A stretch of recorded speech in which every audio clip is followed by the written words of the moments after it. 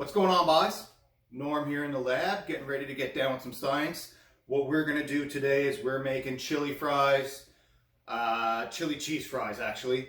And what we're going to do is we're going to do chili from scratch. But what this also is this is a bulk chili recipe that I use. Generally what it does, it'll do meals for probably a family for a day or two, and then there's extra to freeze so that you can just pop it out at any time and do like chili dogs, chili over rice, whatever it is you want to do with it. Those are my go-tos. So what we have is we have about 3 pounds or so of ground beef. Seasoning, we have chili powder and cumin, some green peppers, some jalapeno peppers. We got cans of black beans, red kidneys, dark red kidneys, and white kidneys. And we got about 3 cans of diced tomatoes and some tomato paste. I'm going with the canned tomatoes because it's a little bit cheaper and it's a little bit easier to do, so you don't have to chop all that stuff depending on what season we're in. Sometimes I like to go canned. Usually I will go fresh if it's the summertime. Also, the other thing that we want to get in here is a can of your favorite beer. I like Big Spruce Tim's IPA because it has like this really like sprucey, like woodsy taste to it, and I want to get that flavor in here and then in here. And what I also like to do at the end of this is finish with a barbecue sauce. So buy a bottle of your favorite barbecue sauce. I use Maritime Madness Bold and Smoky. It gives it a nice little sweet finish at the end, and also helps thicken a little bit. The last thing you'll need is a stock pot. Now, it might fit in a regular pot. I go stock pot because this might be overflowing a regular pot just a little bit. So I'm gonna start doing this. So the first thing I'm gonna do is get the tomatoes into the pot and start simmering, and then the beans into the sink and drain those, because you don't want that gross stuff that's all over the beans in your meal, because that's gross. And I'm gonna get onto that, and then I'm gonna come back to you in a couple minutes. All right now, guys, so what I got going on now is I got the beans soaking in the sink, so we get some of that stuff off them. What I'm gonna do now is I'm gonna get the cans of tomatoes into the stock pot. I pretty much get everything going in the stock pot at the same time. While I'm doing this, I also got the ground beef going on the stove. So pretty much everything is going to come together at the same time. You know, like Kevin Malone says, everybody gets to know each other in the pot. So that's what I'm doing. Once we get these guys in, get that can of your favorite beer open. Buy a second one for yourself so you can have it while you make this. Unfortunately, it's like 8:30, so I'm not going to have one right now, but maybe at dinner time, I don't know. So get that into the pot. All of it. It's going to be a little bit liquidy, but that's what we have the tomato paste for. So if it has a little too much liquid at the end, what we're going to do is we're going to hit it with this, and that's going to thicken it up. So don't worry about it if it looks too liquidy. The one thing that I did forget, however, is garlic. We do put a fair bit of garlic in it. I buy the stuff from Costco because it's pre-minced and it's really easy to work with instead of fine chopping a bunch of garlic. So what I do is I usually hit it with like a really big spoonful of it, let that go for a little bit, and then, you know, if it's not enough, get it with a little more after, but that really should be enough. With that, we're going to take our cumin and our chili powder. Don't worry, chili powder's not hot. A lot of people think because it says chili, it's hot. It's not. It's a smoky flavor, and it's not going to burn your mouth. It's nothing. Like, you could literally take that and eat it like Fun Dip. It's not hot. So we're going to get that in. It's about 2 to 3 tablespoons each. That sounds like a lot for a pot of chili, but this is, remember, we're making a giant pot that's probably going to feed one human my size, which is big, probably 10 times. So don't worry about it. So we're going to get that in. We're going to get that on the stove and start simmering it. Once the beef is cooked, we're going to get that in. And in the interim, we're going to start chopping our vegetables into about, 1 centimeter by 1 centimeter. Get those chopped up and get those in. While this comes up to temperature and starts to boil a little bit, we'll reduce it down to simmer, and then we're laughing. I'll be back in a minute. All right, guys, so the ground beef's still cooking there. I'm just finishing up the peppers. What I like to do when I'm cutting these peppers is just cut the sides off and then cut the bottom off. then just do a simple dice on them. Like, this is all we're doing. What I wanted to talk about though while I'm doing this is what we're going to do with the jalapeno peppers. So I like heat. So what I'm going to do is I'm going to leave those seeds and the veins in. So I know that we talked about this when we were doing the noodles, the ramen noodles there a couple weeks ago or last week. But just to reiterate, these white veins and seeds are where all the heat are. I'm using 1 or 2 jalapenos to start and see where it ends up. I like the heat, so I'm leaving them in and dicing them up. If you don't like heat, don't do that. So what you're going to want to do is, if you don't like heat, get a spoon, scrape those out, fire them in the garbage, and just go about your business. And you're going to get still get a nice smoky chili, and you're not going to have to deal with the heat. Again, this giant batch, I'm probably going to use 2 or 3 jalapenos. It's not going to be super hot. It's going to have a little bit of heat, just a little tickle. So that's what we're looking for. Enough that I don't kill the missus, but I still enjoy it. So that's what we're going after here. I'm going to do this. Then I'm going to get those onions cooking. And then get those onions chopped, and then I'm going to come back. We'll see how red my eyes are when I finish with those. So back in 2 minutes. All right, guys. So it looks like the first cook of the beef is done. It was a little bit too much for one pan, so I just separated it into 2 batches. So what I'm going to do is, I have the beans in the sink in a strainer right now. So what I'm going to do is I'm just going to pour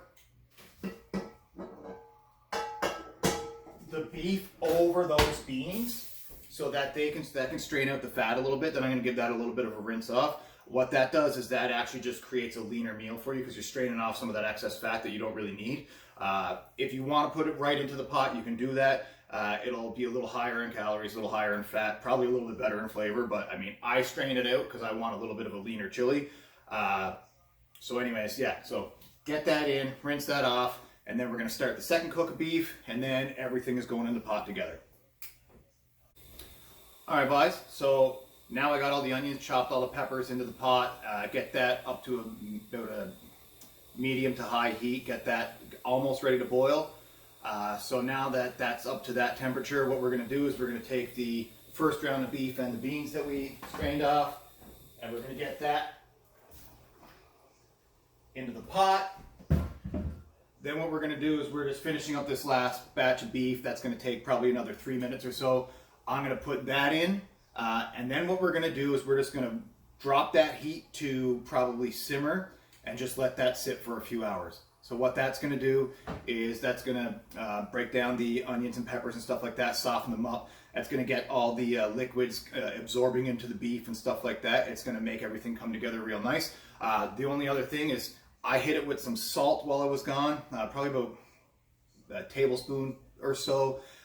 Give that a taste and see how it is. You might need a little bit more, because remember, this is a giant pot of chili. So get that going, reduce it to simmer, and then after about an hour or 2, then we start tasting it. What I like to do is buy a bag of Cool Ranch Doritos for tasting, grab one, scoop it. It's almost like chili nachos. I love that, just to kind of go through the day and see how it's coming along. So do that. I don't know where they are, because the missus hid them on me because she knows I was going to eat them all. So she'd probably wait until she comes home. So do that. We're going to get some potatoes and some cheese and come back later, and then we're going to put together chili fries. All right, boys. All right, guys. So right about now, we got something that looks kind of like this. It's a little bit liquidy. Just wait. We're only been simmering this for about 40 minutes now. We're going to let that go for a couple hours. We're going to let those peppers and onions and everything cook down. That beef is going to absorb a lot of moisture as well. Like I said, if it's still liquidy at the end, we're going to hit it with that tomato paste and go from there. So I'm going to check back in probably an hour or so and see how we're doing. Take her easy, guys. All right, guys. So it's been about 2 hours. The chili's cooking pretty good. It's coming along nice. The onions and the peppers are, getting really soft. All the liquids starting to absorb into the meat. It's looking really good. So the only thing we haven't added is this tomato paste and this barbecue sauce, which we're going to wait until later. We want to hit it at the end, so it still has a lot of that flavor into it. The one thing I wanted to bring up, and this is important, was I mentioned that we put a can of this beer in there. This is a high percent IPA. It's 6.5%. So some of you may have kids and are worried about, oh my God, I'm putting alcohol in my kids' food. No, what's going to happen is that the alcohol in this burns off much quicker than anything else. So it's going to evaporate sooner than all the other ingredients. So there's not actually going to be any alcohol in this food when we're done. So after that simmers for about 4 or 5 hours, all that is going to be evaporated. So you're just left with the flavors. So you don't have to worry about your kids getting buckled from eating chili and then staggering around the house all day picking fights with each other. That's not going to happen. There's not going to be any of that in it. So this is going to be safe to eat for you and your kids. So don't worry about that. They're not going to get hammered. This is just for taste. Remember that. All right, guys, welcome back to the lab. We still got the chili cooking. It's smelling delicious in here. What I wanted to do now is I wanted to get the French fries going. So what I've been doing is hand cutting some red potatoes, because what I'm going to do is make my own home fries. You don't have to do this. What you can do is you can actually buy frozen French fries if you prefer those. I don't know if you like those coated ones that you get at like Costco or whatever. You can buy those. I like a hand cut fry myself. So what I'm doing is I'm cutting these down and I'm putting them in a pot. Why am I putting them in a pot? I'm putting them in a pot because I'm going to fill it with water. What the water is going to do is it's going to draw out the starch, and then when we get these going, it's going to give you a crispier French fry in the end. So I'm going to get these cut up now.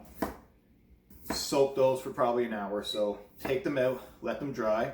When they're dry, then we're going to air fry them. You can deep fry them, you can bake them, you can do whatever. I like to air fry because you don't really use a whole lot of fat or oil in it, and then so healthier. But you're going to get a good French fry without, drenching it in oil and stuff like that, and it's going to be a good bite. So I'm going to cut these. I'm going to get them rinsed under water. Then we're going to move on to the next step. So I'll talk to you guys in about, I don't know, an hour or so. Take her easy. All right, guys, this is it. So we've let this cook down for a while, and we got what's looking like decent pot of chili. She's a little liquidy still, but we're going to fix that up right here. So the next thing that you want to do, we want to get that can of tomato paste in. It's one of the larger cans. You usually get them in two sizes. There's a little tiny one that looks like almost like a shot of tomato paste. It's not a whole lot. It's not very big. We're using one of the bigger cans. This is 13 ounces. That's all we really need for this. That's going to thicken it up a little bit so it's not as liquidy. And then the magic happens. We hit it with that barbecue sauce. Now, if you don't have to use this one, just use whatever your go-to is, whatever your favorite is. I'm using this one because this is by far my favorite barbecue sauce. So get that in. Use the whole thing. Use the whole thing. So what you want to use is something that's probably in the ballpark of anywhere between 200 to about 300 milliliters of barbecue sauce. And then that'll do the trick. So once that's in there, I'm going to stir this in, let that come together, and then after probably about another half an hour or so, I'm going to kill the heat on this and just let that sit so that it cools off just a little tiny bit, so that when you eat it, it doesn't tear your mouth to shreds. So let that cook down, again, another 30 minutes or so, then kill the heat, let it sit, and then we'll be about ready to eat. Look at the color we got on that now, boys. Look at that. And that's what we're looking for in a chili. All right, guys, we're back. So what we got now is we got our cheese. I like sharp cheddar. Sharp cheddar and Monterey Jack I usually get a mix of, but I like the flavor that comes through the sharp cheddar. It really works well with this. And we got our fries that we soaked and then we kind of strained for a little while. So what I'm going to do, I'm going to pop these into my air fryer. That's going in. I'm going to grate some cheese. I'm going to come back in a couple minutes. We're going to get it all together and then we're partying. All right, guys. It's time. Going to get the fries out of the air fryer.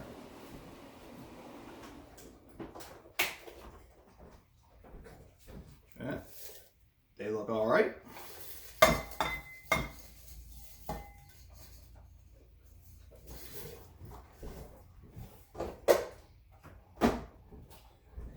Hit that with that cheese that we grated.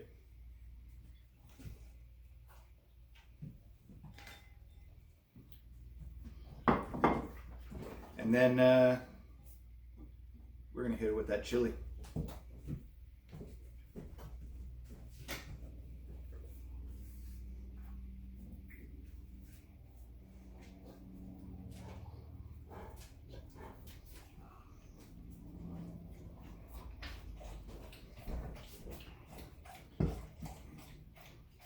So that's about it. Nothing wrong with that. Let's get it in.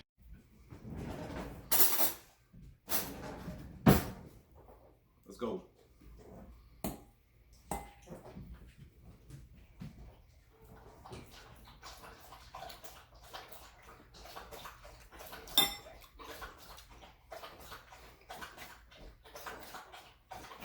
I should take it.